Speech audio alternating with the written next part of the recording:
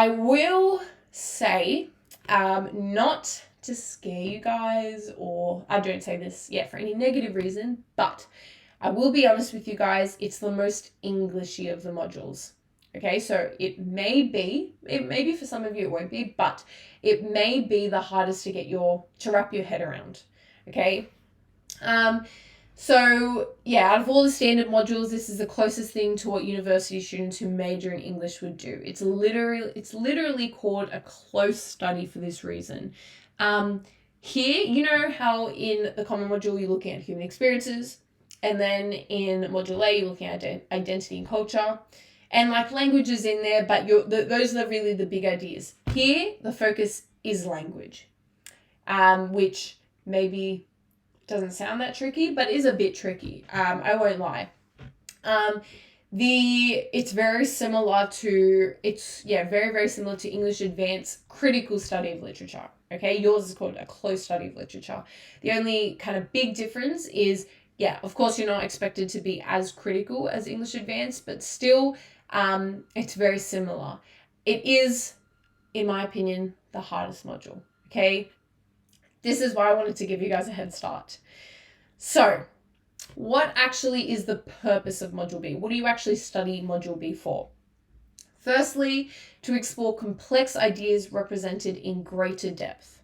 Okay, because you're looking at how language is used to construct meaning. Okay, that's the big idea of this rubric, how language is used to create meaning. You're really interrogating the language. You're really looking at form and microtechniques, or language literary devices, as I was saying. You're deconstructing that in greater depth than you do in the common module, Module A. So if you're someone that struggles with analysis, now would be the time to really start developing your analysis skills, okay? And getting feedback from a teacher or tutor or siblings who have completed English before. Now would be the time. It also engages us in ideas that have relevance today, okay? So the idea of universality, universal themes, universal ideas, and that relates to textual integrity, which we'll talk about in a second. But you also want to be looking at in Module B how ideas transcend time, how they continue to have an effect on audiences. It also is to enable us to better understand the importance of literature, even more so in a contemporary society like ours. Okay, so overall, you want to make connections to the overall value of literature. What literature can achieve. Okay, and even more specific and even more particular, what language can achieve. Okay, you're really looking at here. How do words on a page, simple words on a page, simple scribbles, how are they able to create meaning and an impact on people's lives and have an effect on us? That's what you're looking at. Okay, so I'm going to actually give you guys a second to have a full read through of this before we tackle it together. Nice and slow, just so you have one reading on your own of the Module B rubric. So you've actually read it. Maybe you've read it before. Nonetheless, this will be a bit of revision for you guys, but I guarantee there'll be some of you guys who have not read it yet at all. So while I take a nice big sip of water so my voice doesn't just disappear, I'm going to let you guys read this.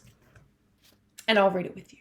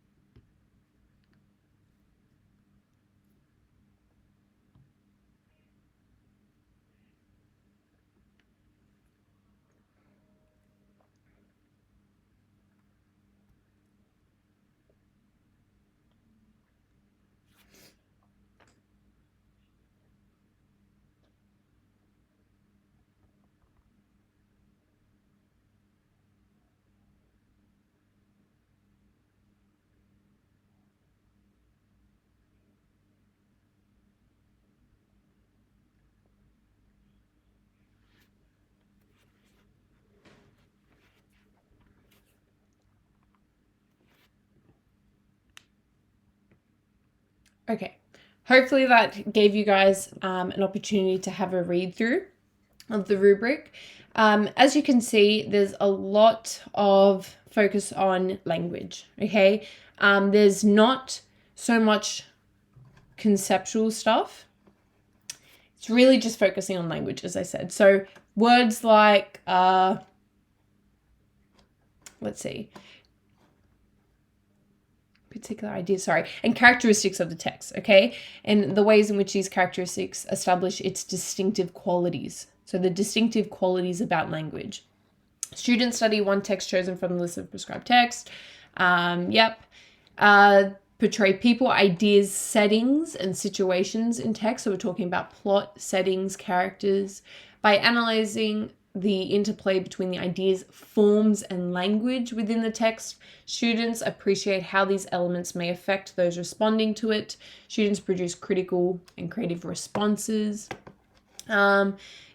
So spelling, syntax, grammar, all those kinds of words you can see, right? That it's really focusing on how language is being used by composers to construct meaning. Now, we have different, let's kind of break down the key ideas in the rubric together. So this a bit about having an informed understanding, knowledge, and appreciation of a substantial literary text. Okay, that first line in the rubric. You will dive deeper than ever before when studying and analyzing your Module B text, as I said. Okay, informed means to be or to have or show a knowledge of a subject or situation. Okay, you need to not just be able to reference the language features and the form of your text to support your ideas. You need to be able to dive right into it, tackle it, and really flesh it out and understand the complete form and language of your text. This means that you need to synthesize all the perspectives and possible ways of viewing your text rather than just choosing to take one and calling it a day. Okay, you need to look at many perspectives.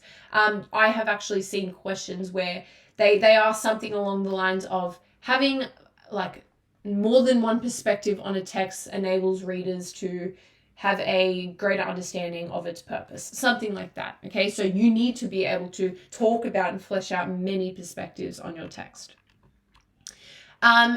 Okay, so from being informed, you're able to have the other three things listed below. So if you're informed, you have understanding, you have knowledge, and you have appreciation, which,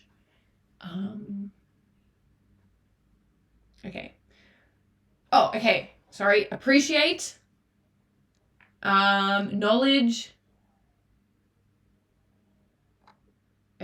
and I cannot find understanding, but nonetheless, those are all in the rubric. Okay, so once you're informed of the language of your text, you understand it, you have knowledge regarding the language, and you can appreciate it, which is something else. Okay, so let's look at this line in particular. Through their analysis and assessment of the text and their own composition, students further develop their personal and intellectual connections with and enjoyment of the text, enabling them to express their informed personal interpretation of its significance and meaning. Okay, so that is kind of covering understanding, knowledge, and appreciation, right?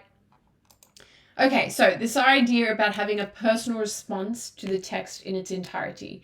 Keyword is in its entirety. Something I see a lot of in really just all the modules is that students will look at a key scene or a key idea, a key theme or idea, and only look at one or two main scenes to talk about that idea.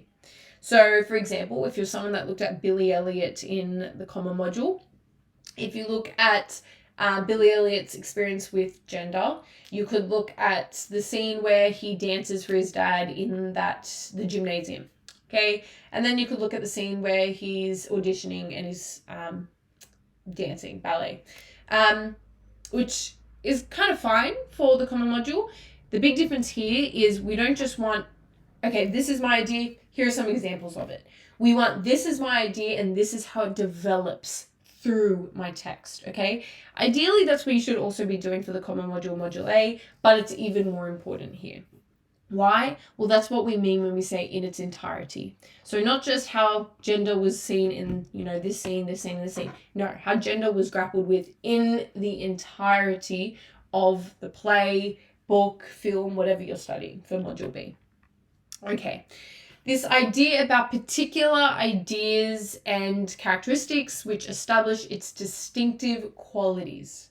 So your texts are especially unique, which make them fit for studying. Okay, they're unique texts. When we say distinctive, we're talking about the characteristics of one personal thing, and so serving to distinguish it from others. Really, we're talking about what's distinctive about their form and their language.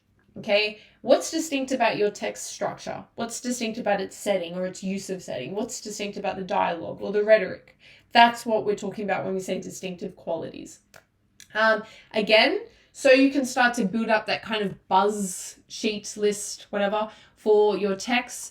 A synonym for distinctive, distinguishable, particular, unique, remarkable, noteworthy, idiosyncratic. Okay, these are buzzwords that you can slide in the place of distinctive. So you're not saying distinctive qualities, distinctive qualities, distinctive qualities. Okay. This idea about portraying people, ideas, settings, and situations. So this is how you're now transitioning from your deep investigation of how language and form are being used in your text to now how they create meaning. You'll notice that there is no meaning that you really need to focus on. Like in the common module, we had to focus on human experiences. And then in Module A, you had to look at really, in particular, identity and culture. Here, it's just portray people, ideas, settings, and situations. So it's really broad. You can have many different things to talk about in Module B. Why? Because that's not what you're getting assessed on. What you're getting assessed on is your understanding of how language creates meaning and how it creates meaning that transcends time and has a continual effect on people. Okay, so these aspects are depicted in a text in order to illustrate an image.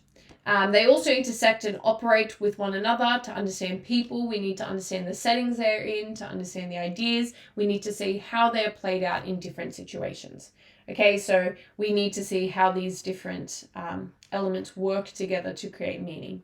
So how are people being portrayed by language and form? How are ideas being portrayed by language and form? How is setting? How are situations? Okay, think of it like a moving car. There are many moving parts to create meaning in a text, and you need to address all of them. This is why there's such a big focus on form for Module B, because form will help create or resound the meaning that's attempted to be created in the literary techniques. So setting, if you're talking about how a character feels, setting can reflect or shape the way they feel. So therefore it's relevant, and therefore it has a role in creating that meaning around your character. Which you can see is really important, right? And that's why we need to focus on all the moving parts of a text to help it create its meaning. Okay, so this idea about, again, portraying people, ideas, settings, and situations. In this sample text, we can see a person, right, a subject, so a cartoon character sitting on the ground. We can see ideas, so the theme of isolation. We see settings, we see buildings, shaping an urban landscape conformed in the text within city. And we have a situation. So circumstances of the individual have impacted his perceptions and sense of self. So he felt smaller and more lost than he had ever when he was alone in the city. Now, not to get too deep into it, but the literal words on the page, that's obviously language, right? Of course, that's language. The setting would be more form, okay? It's harder to have form with artworks because those are more visual techniques. But let's imagine that this was a film and this was a shot from the film, like a still shot. Is that what they're called? Oh my gosh, sorry, my mind's failing me. If you know it, just maybe comment it down below. But nonetheless, this is the setting, okay, which is form. We have fragmentation of the narrative voice. So what does fragmentation mean? Well, you can see that it's not kind of cohesively placed next to each other like a paragraph. It's broken up, it's fragmented. That's form. That's structure, right? We have, that's probably it. If there was some music, we could talk about the score. Now, score is an ongoing thing, okay? You want to talk about the development of the score all throughout the text. Remember, in the text, oh my gosh, sorry, I need to stop. Yeah, in the text entirety, not just like the sound in this one scene. Okay, so what are we exactly looking for in Module B? Literally anything and everything that makes your text awesome, okay? Literally anything to do with language and form that creates meaning, okay? Yeah, which is, as you can see, why it's a bit tricky, because there's so much to talk about, which means there's so much to analyze, which means you really have to be on the ball. So what will Module B actually cover? As I said, it will cover language forms and features such as characterization, narration, setting, etc. Context, which gives rise to representations, portrayals, and themes. So why your composer actually chose to use language in this particular way, and then why they chose to create meaning in this particular way. So don't just look at, my composer was born in the midst of World War II and therefore grew up to want to provide commentary on World War II and therefore said this about World War II. No. We're also looking for, my composer was from the Romantic era, or was from the Modernist era, or the Postmodernist era. And therefore, postmodernism uses a lot of fragmentation in the writing. So that influenced the language and form we see in the text. Okay, so you also want to look at things like their genre that they belong to and the literary era that they belong to and how that influenced the language forms and features we see in your text. Just going to repeat that one more time because it's something that's often missed by a lot of English standard students. You want to also look at their genre and what literary era they come from and how that influenced the language forms and features we see in their text. Okay, as I said, if they're romantic, what's romantic about their work? What conventions are typical of romanticism and how we're seeing that in their work? What about for modernism or realism? And of course, as well as that, you also want to talk about context in kind of like a historical sense as well. Yeah, my composer was born of this time, therefore was inspired to write about this. You do also want to address that, but that's not the only thing. That's something that's really distinct about Module B that you wouldn't have done so far. Okay, you also want to look at the purpose from the composer and on conveying these ideas. Yeah, so this kind of links on from context. If you're saying that your composer had really specific, had a really specific context or contextual forces that made them say really particular things, they must have a really strong purpose, and therefore you must outline what that really specific purpose is. And therefore you're building up to, once again, just like we saw in Module A, audience impact across time and space. Instead of it being audience impact on language, culture, and identity, here you're looking at the lasting effect of language on the theme and on the relevance of the text. Okay, so if the text was able to create... Okay, sorry, Siri just thought I was talking to her. Nonetheless, what was I saying? Sorry, Siri just messed me up now. I'm going to blame Siri for that. Yes, if the text is able to create a resounding effect all throughout time, okay? Was the language in your text that good, that impactful, that it was actually able to continue to have an effect through time? Okay. Dealing with the obvious now, dealing with the elephant in the room, textual integrity. Maybe we've heard this before, maybe we haven't. Textual integrity, in terms, like this is how Nessa has defined it, is the unity of a text, its coherent use of form and language to produce an integrated whole in terms of meaning and value. So, it's a dead term, but an alive concept. Why is it a dead term? Because it's not something that's used in literary criticism. Nessa actually created the term. It's not actually a real theory or idea. But it's alive in the sense that it's assessing how well a text is able to connect to its people or audience throughout time. Okay, so is the text alive? I'm going... Okay, sorry. I don't know how to turn Siri off. I don't know why she keeps coming on. It doesn't sound like I'm saying, hey Siri. I don't want to say that because now she's really going to come on. Okay, sorry, dismiss her. Hopefully she stops coming up. But it's alive in the sense that you're assessing, does it still have a living effect even after the composer dies? Okay, so I can hear the questions being typed to me right now. People are asking, but if it's so important, why can't I just use the term? Okay, because a lot of the time teachers say to not use the term textual integrity. And I would agree with them to not use the term textual integrity literally in your writing. Firstly, Nessa made up the term for the old syllabus. It's not actually a real concept, okay? We don't actually, as I said, there's no concept in literary criticism that describes textual integrity. Students overused this term to death in their responses because they thought it was sophisticated and failed to actually answer the question. That's the main thing. Every year that I speak to HSC markers, they always say that they hate to see kind of the same phrases over and over and over in HSC responses. Okay, things like textual integrity. Use synonyms. Stop saying textual integrity over and over. That's what the kind of feedback that they're giving. So yeah, that's kind of the main reason you can't use the term. As well as that, Nessa deliberately got rid of it in the new syllabus. Okay, because of the effect of that. However, you still do want to describe the idea of textual integrity, maybe without saying textual integrity literally. So textual integrity can be incorporated throughout your response with these expressions. You can also devise your own notes to strengthen your personal voice and to strengthen your commentary on textual integrity in your text.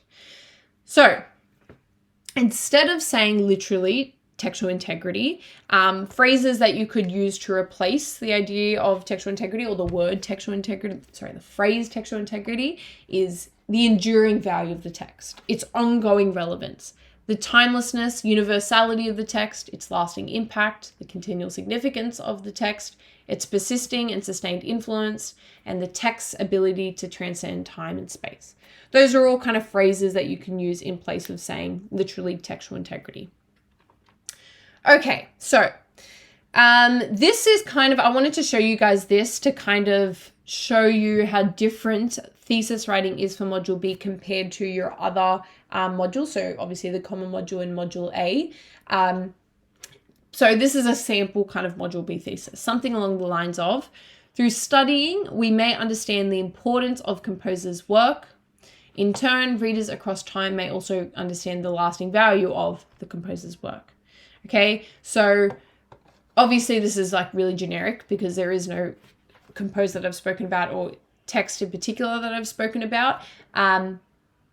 But you can see that I'm talking about like the language that's being used. So through studying, and I would be distinct about what kinds of language features are being used, the meaning that's created through that use of language, and then how it's created a lasting value or enduring value, ongoing relevance, all that kind of stuff that you don't want to explicitly say it's created textual integrity. Okay. Yeah, start off with this kind of generic formula and then start to experiment with ways to make a you version of it. Okay, this is incredibly generic. I just wanted to give you guys kind of an idea of what you would want to be covering in your thesis. Yeah, but the idea is that you want to be saying how language is being used in particular, all right? That's similar to Module A, but you want to be more in depth. And then from that language, what meaning is created overall regarding the text, and then you can look at kind of subpoints of it in your paragraphs.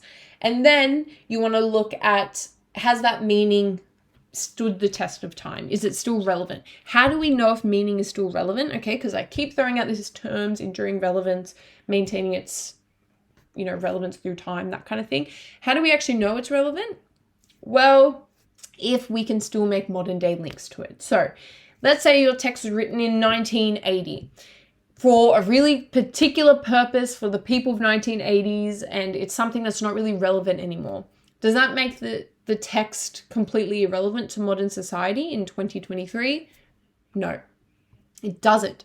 it makes it still is relevant, is what I'm trying to say. It's still relevant. It's just the meaning of the text changes. So don't think that textual integrity is that the meaning that it had when it came out has to be the exact same meaning as it has today. No, as long as it still has meaning, as long as it still is able to teach society something or show society something, as long as people are still able to formulate connections to the text. Okay, that's really, really important. That's kind of the big idea. Okay, so let's have a look at the sample question for the curious incident of the dog in the nighttime, which some of you guys will be studying in like this following term for Module B. I believe the curious incident of the dog in the nighttime is the most common text that people study in Module B. Yeah, I'm pretty sure it is. Or the Truman Show, between those two. Nonetheless, you may be studying the curious incident of the dog in the nighttime. So let's have a look at this question. The complexity of human relationships is central to the curious incident of the dog in the nighttime. To what extent do you agree with this statement?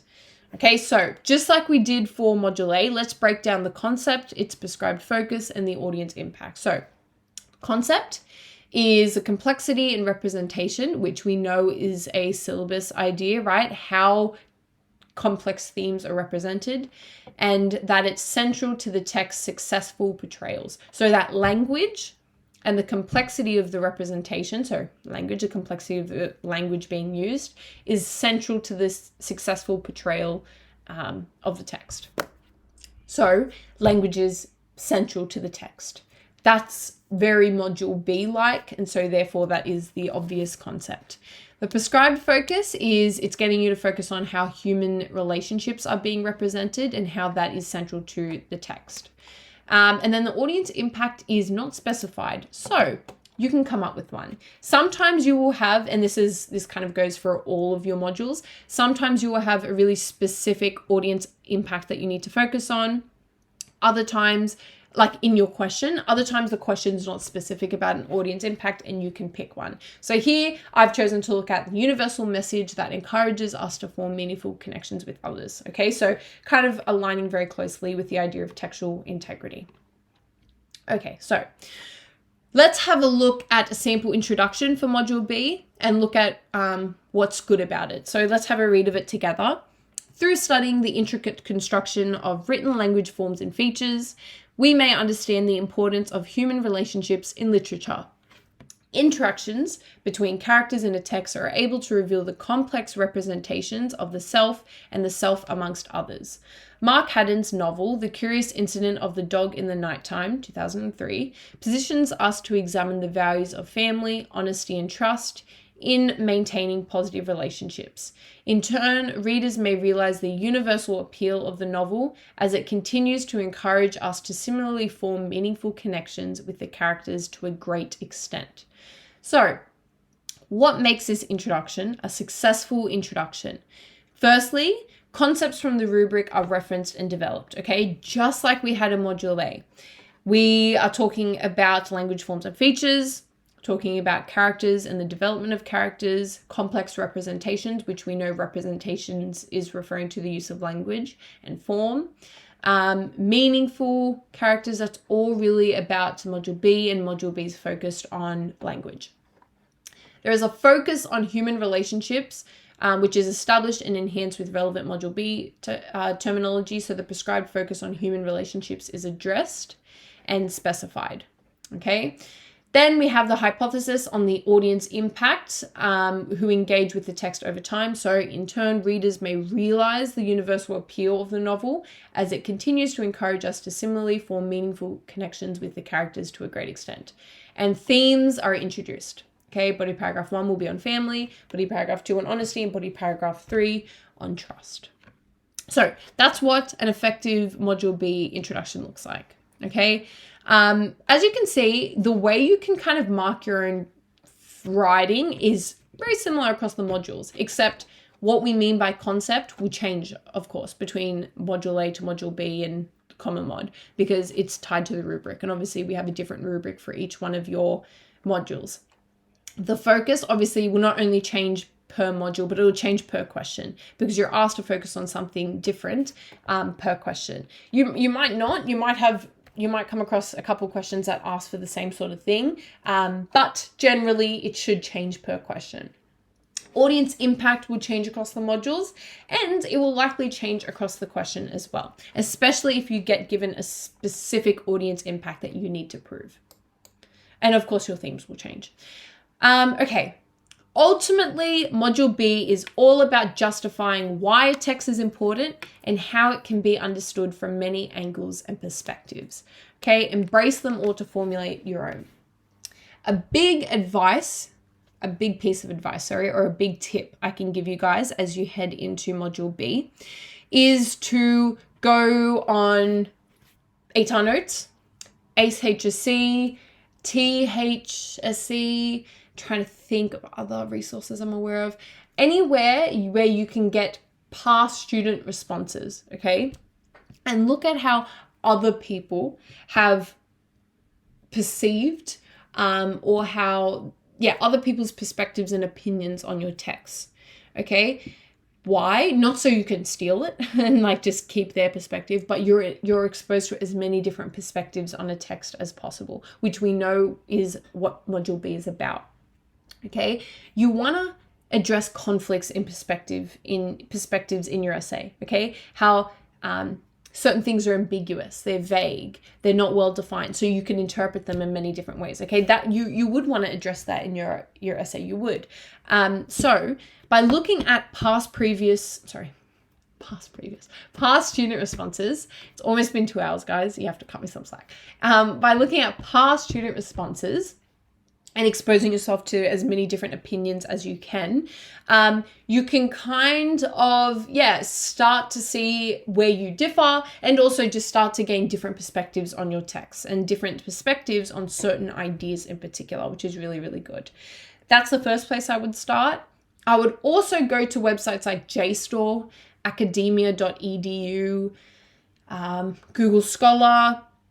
Those are kind of the main ones I can think of at the moment, where people or literary critics and literary scholars, so people who actually study literature for a living, what they have written, the theses and papers that they've published and uploaded in relation to your text. So if you're studying The Curious Incident, look at different literary critics' perspective on the text and its particular themes and what this quote meant and what this quote meant.